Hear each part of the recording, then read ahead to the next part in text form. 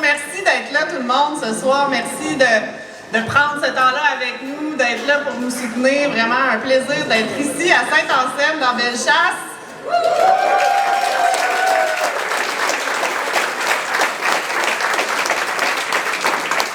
On est tous ici pour le lancement officiel de la campagne 2026. Et vraiment, là, quelle journée on a eu, je le répète. Vraiment fière. Bon, pour ceux qui ne me connaissent pas, j'étais la seule députée élue de l'Assemblée nationale pour le Parti conservateur, alors...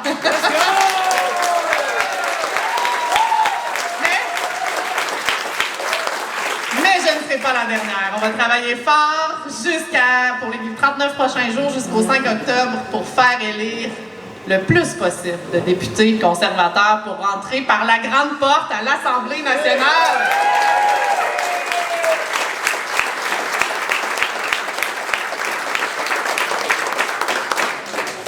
Alors, on sait, ce travail de député, il commence par la rencontre avec les gens.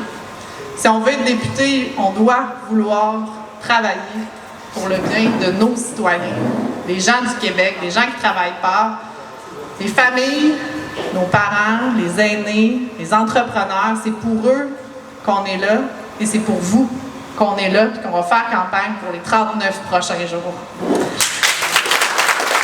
Parce que, on va se le dire, on a besoin d'un bon coup de barre au Québec. Il faut moderniser notre État québécois. On a besoin de le faire. C'est pas juste le Parti conservateur qui le dit maintenant, vous le savez, et ce sera ça, à mon avis, la question de l'urne. Qui sera le meilleur parti pour réformer notre modèle, notre vieux modèle bureaucratique québécois? Et vous en conviendrez qu'on est convaincu que ça va passer par le vrai parti, celui qui ose faire les vrais changements au Québec, le Parti conservateur.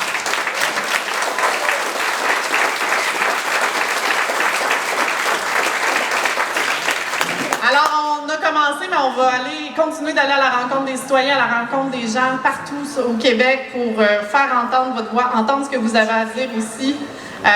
On est très heureux de le faire. C'est rien de plus stimulant pour quelqu'un qui aime les gens que d'aller à votre rencontre. Alors, on va travailler fort pour nos familles, pour nos aînés, pour nos jeunes, encore une fois, pour l'économie du Québec, pour notre région, pour notre nation. Et je vous le dis, je pense qu'on est tous dus pour un vrai changement. Je vous le disais, ça va prendre du courage, il va falloir oser.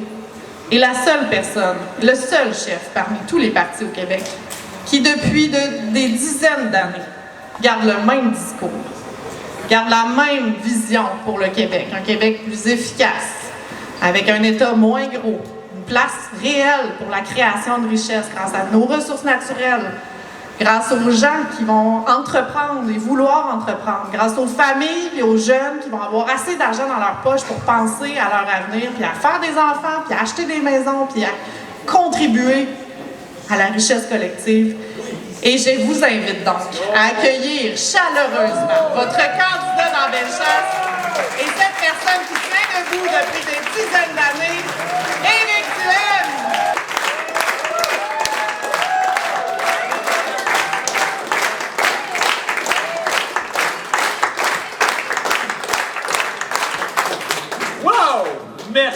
Merci Maïté, merci beaucoup tout le monde d'être ici ce soir pour lancer officiellement notre campagne électorale, même si certains d'entre vous l'avaient remarqué, là, mais ça fait quelques jours, il me semble qu'on est en campagne.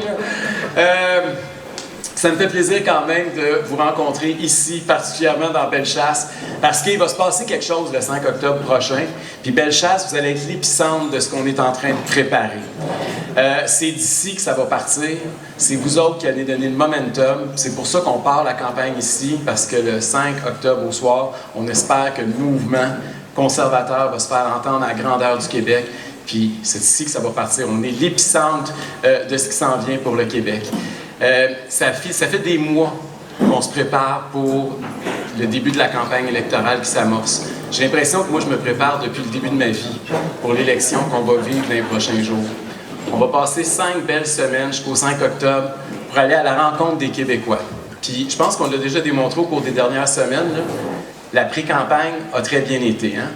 Le Parti conservateur a démontré son sérieux, a démontré qu'on est un parti qui propose des solutions constructives, qui a des politiques réfléchies. Je veux remercier la commission politique, Karim El Ayoumi, tous les gens qui ont travaillé à la commission politique du Parti conservateur.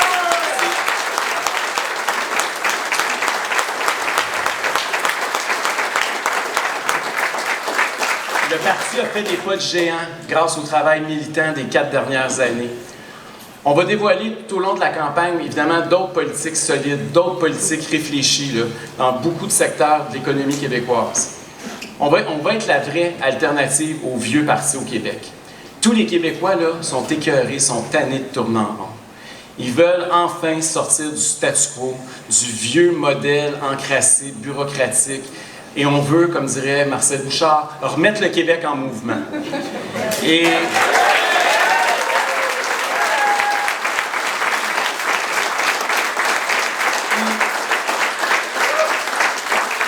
je le disais un peu plus tôt aujourd'hui, mais c'est vrai, cette élection-là, c'est une élection entre la peur et l'espoir. D'un côté, on a le Parti québécois qui a peur de Trump et qui se cache avec son référendum. De l'autre, on a la CAQ qui essaie de nous faire peur avec les tarifs pour qu'on oublie les 8 ans de désastre de la CAQ. De l'autre côté, il y a le Parti libéral qui a peur du référendum parce qu'ils n'ont rien d'autre à dire ou à proposer. Et il y a nous. Il y a nous, les conservateurs, qu'on offre de l'espoir aux Québécois. L'espoir que ça change pour vrai au Québec. Et c'est cet espoir-là qu'on va devoir incarner chacune et chacun d'entre vous. Dans sa campagne-là, évidemment, on va parler beaucoup d'économie, pour toutes les raisons que vous savez. L'instabilité qui est amenée présentement par les tarifs de Donald Trump, ça devrait être une opportunité pour le Québec, un wake-up call. Parce que pendant 8 ans, on a eu un gouvernement au Québec qui a rendu le Québec moins compétitif par rapport à nos voisins. Nos entreprises là, sont moins compétitives parce que la CAQ leur a mis des bâtons dans les roues pendant 8 longues années, avec toujours plus de taxes, plus de règlements, plus de bureaucratie, plus de gouvernement qui ne se mêle pas de ses affaires. Et depuis qu'elle est première ministre, Christine Fréchette, elle essaye de cacher la marque Kakis. Hein, vous avez vu, là, on peut comprendre, là, nous autres aussi à sa place, on aurait honte qu'on se cache. Mais elle a changé le nom du parti, elle a changé le logo du parti, mais elle peut changer tout ce qu'elle voudra, là, mais les Québécois n'oublieront jamais les 8 ans de désastre de la CAQ qu'elle laisse derrière elle.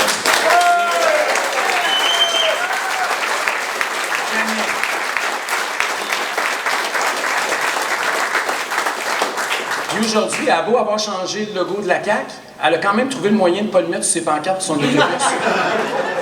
Puis pire que ça, quand ces candidats sont tout seuls, avez-vous remarqué qu'ils ne nous regardent pas en pleine face? Ils nous regardent de côté parce qu'ils ont honte de nous regarder dans les yeux. Puis moi aussi, j'aurais honte. Puis je pense à la députée ici, mais des députés dans bien des circonscriptions. Ici, dans la région de Québec, là, quand ils disent le mot troisième lien, ils se regardent les souliers. Pourquoi vous pensez? On le sait pourquoi ils font ça. Là. Vous le savez tous pourquoi ils font ça. C'est le même gouvernement aussi qui a été hyper dépensier, qui a été hyper bureaucratique, qui n'a pas respecté, pas juste le troisième lien, mais toutes les autres promesses qu'ils nous ont faites. Christine Fréchette là, était à la table du Conseil des ministres pendant tout ce temps-là. Elle a participé à toutes les décisions de la CAQ depuis 4 ans déjà. Elle a même remplacé Pierre Fitzgibbon, puis comme lui, elle a joué autant, sinon plus, avec votre argent, comme si c'était de l'argent au casino.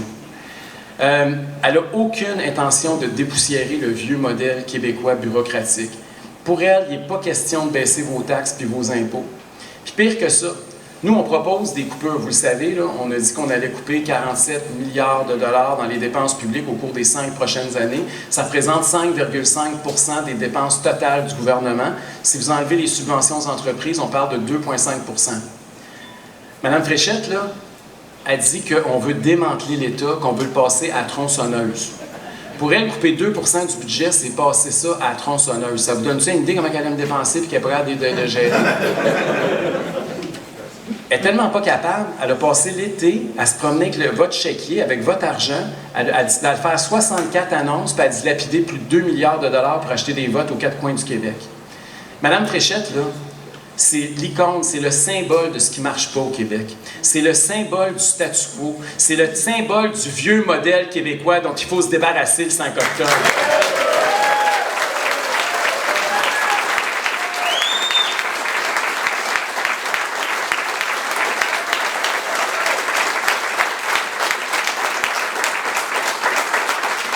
Madame Fréchette, elle a su, elle s'est rendue compte samedi matin en se réveillant que Donald Trump était premier ministre des États-Unis. Elle a réalisé qu'il était président d'un pays voisin puis que c'était un protectionniste. Elle ne savait pas ça avant. Là. Ça fait près de 2 ans que Donald Trump promet une guerre commerciale, que le gouvernement Legault dort au gaz, je devrais dire le gouvernement Legault-Fréchette dort au gaz.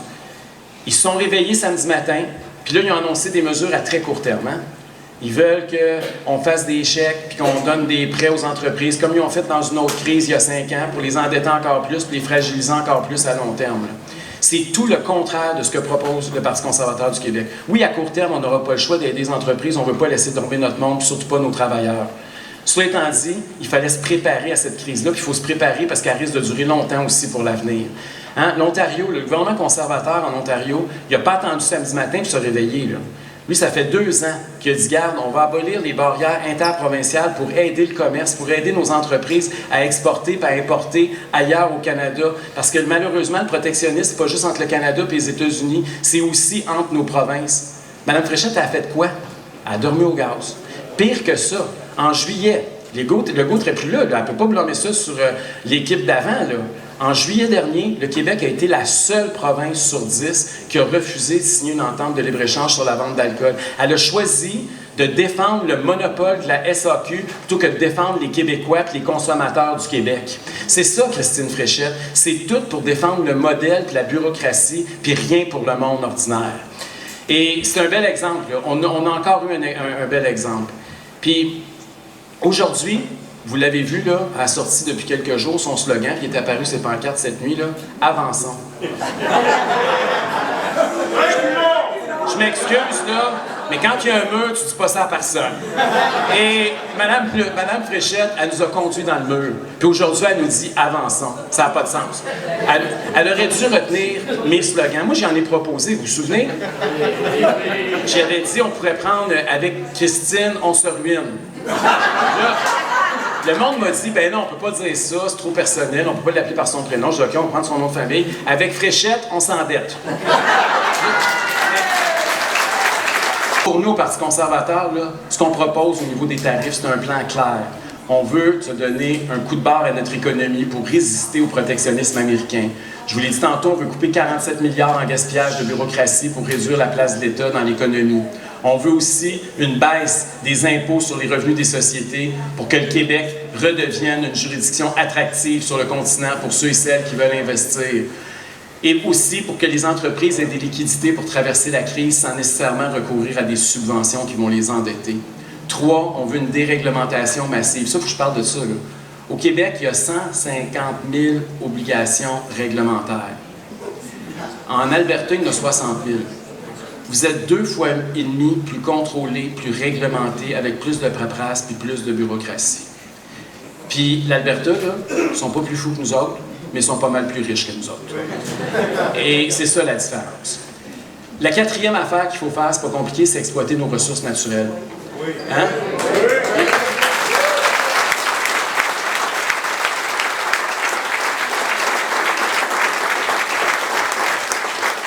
Donald Trump nous a menacés il y a 48 heures en disant que 100% des hydrocarbures, du gaz et du pétrole transitaient par les États-Unis.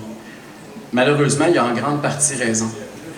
Aujourd'hui, là, on est otage des États-Unis parce qu'on a refusé d'exploiter les réserves des hydrocarbures qu'on a sous nos pieds.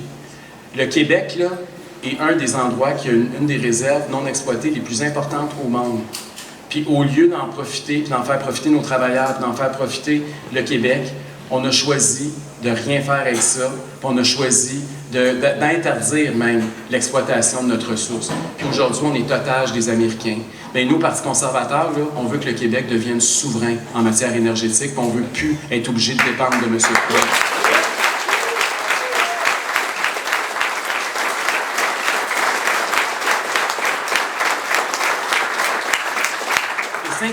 Le 5e élément de notre plan, le dernier élément, on veut éliminer les barrières interprovinciales, je vous en ai parlé tout à l'heure, profiter d'un marché de 40 millions de Canadiens pour que qu'on dépende moins des Américains puis qu'on échange plus à l'intérieur de notre propre pays. Parce que c'est pas aux Américains de décider de notre prospérité. C'est à nous autres, puis rien qu'à nous autres, entre Québécois, de décider de notre prospérité. Oui.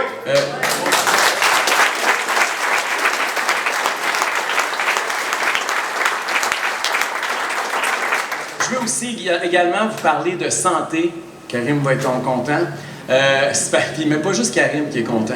Les Québécois sont contents parce que les Québécois s'inquiètent beaucoup en matière de l'accès aux soins de santé au Québec. Depuis 2018, la CAQ a augmenté le budget en santé de 60 %.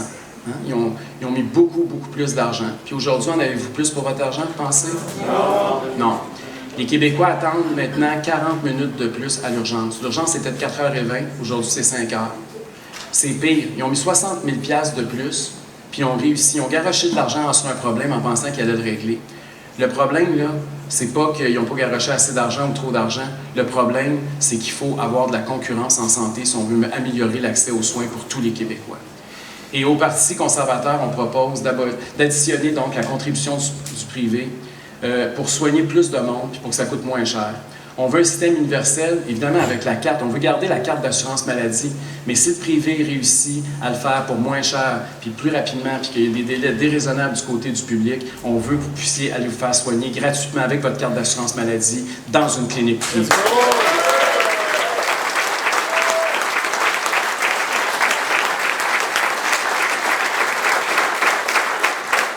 Je ne sais pas si vous l'avez remarqué un petit peu, mais le Parti québécois commence tranquillement à voler nos idées ici et là. Hein? Vous l'avez vu la semaine passée. Comme tous les autres. Ils veulent abolir maintenant Santé Québec.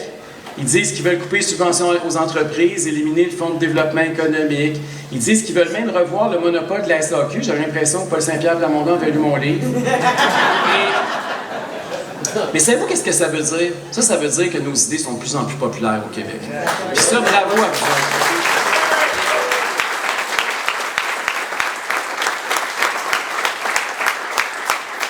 Ils sont même rendus à venir choisir un candidat dans Charlevoix, Côte-de-Beaupré, qui est un de mes amis, François Garriépi, ancien animateur de Radio X, qui considère que le troisième lien, que les gens de Bellechasse, vous allez être contents d'entendre ça, on a maintenant un candidat péquiste qui pense comme nous. Il dit que le troisième lien proposé par le Parti conservateur, c'est le meilleur projet de mobilité pour la région de Québec. Oh!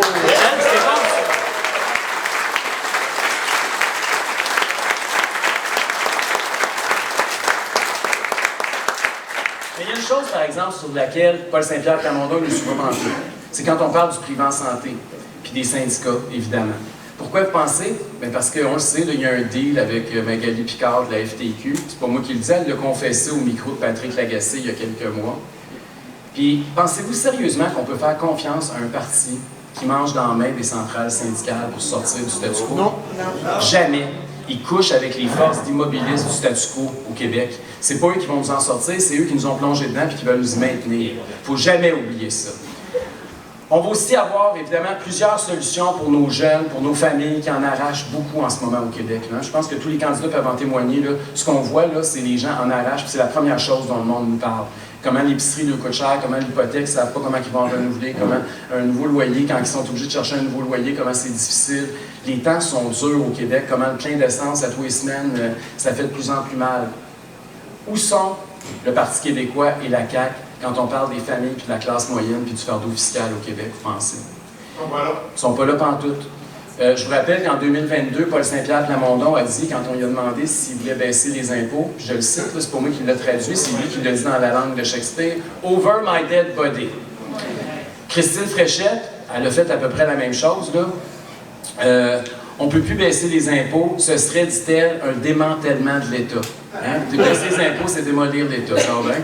Puis aujourd'hui, elle en rajoute, elle dit que c'est de sortir la tronçonneuse. On est rendu là. Donc, c'est pas compliqué, là. Les familles du Québec, ils savent à quoi s'en tenir avec le PQ et avec la CAQ. Là. Puis la CAQ Fréchette-Legault, c'est pas de baisse d'impôts, pas de baisse de taxes. Nous autres, demain, là, on va faire une annonce au niveau des baisses d'impôts au Québec. Des baisses d'impôts historiques. Okay, vous allez suivre ça demain, là, ça va être, je vais être dans le comté avec Maïté Blanchette-Vézina du côté de la pelleterie. Vous allez voir ce que ça veut dire concrètement un gouvernement qui est prêt à éliminer le gaspillage, puis qui est prêt à couper pour vrai, puis qui est prêt à laisser l'argent dans vos poches. On va donner un ordre de grandeur de qu'est-ce que ça peut représenter pour vous, pour les familles du Québec à la fin de la semaine.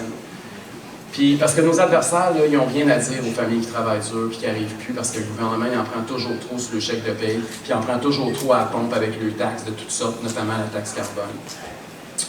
Durant cette campagne-là, le Parti conservateur, on va aussi être la voix des régions. Et Maïté aura la chance de nous le détailler aussi durant la campagne, là, notre plateforme sur les régions. Et finalement, le Parti conservateur, j'allais encore dire québécois, je fasse attention, hein? Le Parti conservateur va être une voix inconditionnellement autonomiste. Autonomiste pour nous, là, ça veut dire le Québec d'abord. Il n'y a pas de raison qu'on ne prenne pas nos propres décisions sur des enjeux qui touchent l'avenir de notre peuple, notre immigration par exemple, ni qu'on laisse Ottawa mettre son nez dans nos affaires sans invitation. Christine Fréchette a complètement abandonné le nationalisme de la CAQ historique. C'est rendu la meilleure amie de Mark Carney, croyez-le ou non. C'est la meilleure amie d'un gouvernement libéral centralisateur qui n'a jamais respecté le pouvoir du Québec. Christine Fréchette, c'est pas compliqué ce qu'elle vient de faire, c'est d'exclure les nationalistes québécois de sa coalition. Puis moi, aujourd'hui, je dis à ces gens-là, vous êtes bienvenus ici, au Parti conservateur.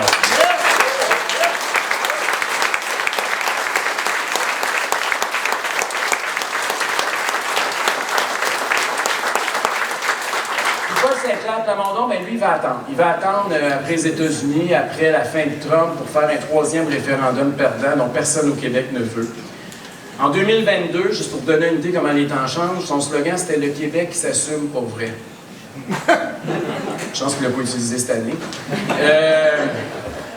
Parce que là, il ne s'assume plus pantoute, là, je vous le dis. Là. Il se cache derrière Donald Trump. Ce qu'il nous dit essentiellement, c'est que le Québec n'est pas maître de son destin. Que c'est les États-Unis qui vont décider à notre place. Mais moi, je m'excuse, M. Plamondon, mais ce n'est pas les États-Unis qui vont décider à notre place, c'est les Québécois qui vont décider pour eux-mêmes. Yeah.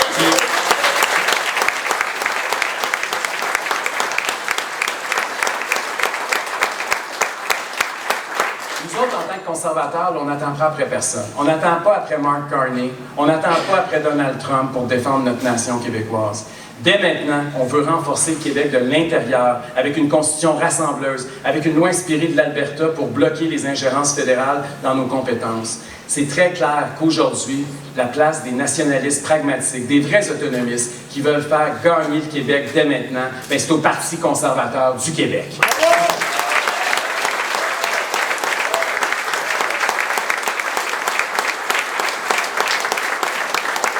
Je vais terminer ce premier beau rassemblement conservateur de l'élection en vous disant là, que la dynamique est de notre côté, que cette année, c'est notre année, que 2026, c'est l'année conservatrice. Nos idées progressent, nos idées avancent, les autres partis nous volent nos idées, c'est très bon signe. Il y a même des commentateurs à Montréal, je les ai entendus, qui commencent à dire qu'on a fait la meilleure pré-campagne. Ils n'ont pas encore vu la campagne qu'on va faire, attendez ce qu'ils vont dire. D'ici au 5 octobre, là, on va travailler très fort pour prouver aux Québécois qu'on mérite pleinement leur confiance. Et que c'est le moment, comme nation, d'oser. Ça veut dire quoi oser? Ça veut dire oser remettre en question le vieux modèle qui nous appauvrit. Oser rendre notre économie plus compétitive face à Donald Trump. Oser sortir du monopole en santé qui nuit à nos aînés et à nos malades. Oser mettre de l'argent dans les familles, dans les poches des familles qui en arrachent présentement. Oser donner le pouvoir aux régions plutôt que de tout centraliser. Oser se faire confiance comme nation québécoise, comme grande nation québécoise. Bref, on veut oser pour vrai.